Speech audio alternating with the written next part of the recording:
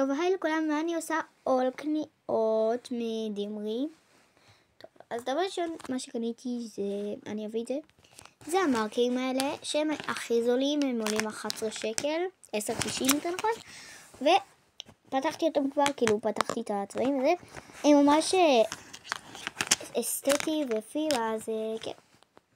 טוב, הדבר הבא זה שתי סבונים כאלה. וואי, תקשיבו, הם מריחים מה זה טוב. לא קניתי את זה בגלל הדוגמה. לא, אני לא בת 6. הם מריחים מה זה טוב. ואם בהמשך הזה תשאלו מה הגיל שלי, אני לא יכולה להגיד.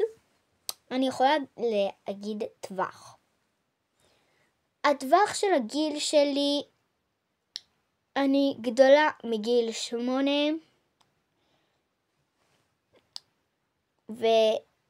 ומתחת לגיל 12. אז כן. וזה עלה 2.25. אז כן, כנראה 2 ויצא 25. וזה הדבר הכי יקר. פה קנינו חולצה מגולף, שבעצם ככה נראית, חמודה כזאת, ובואו נראה כמה היא עלה.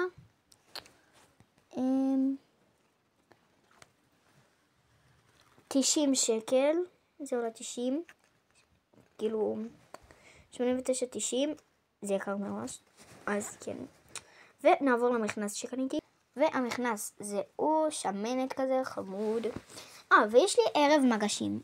עכשיו, אני לא יודעת אם אתם יודעים מה, החבורה שלנו בחרה חום להביא. זה ברביעיות או בשלשות או בזוגות. אז אנחנו רביעייה, ובחרנו חום. הבעיה היא שלא היה בגד יותר קרוב לחום עם זה וזה, כי ביקשו לי להתלבש בהתאם, אז הלתרנו קיצר, וזה המכנס. מה?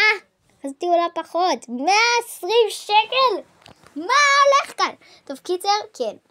את המכנס הוא בית ספר שמנת. תגידו לי אם אי פעם היה לכם ערב מגשים, תגידו לי בתגובות. ביי.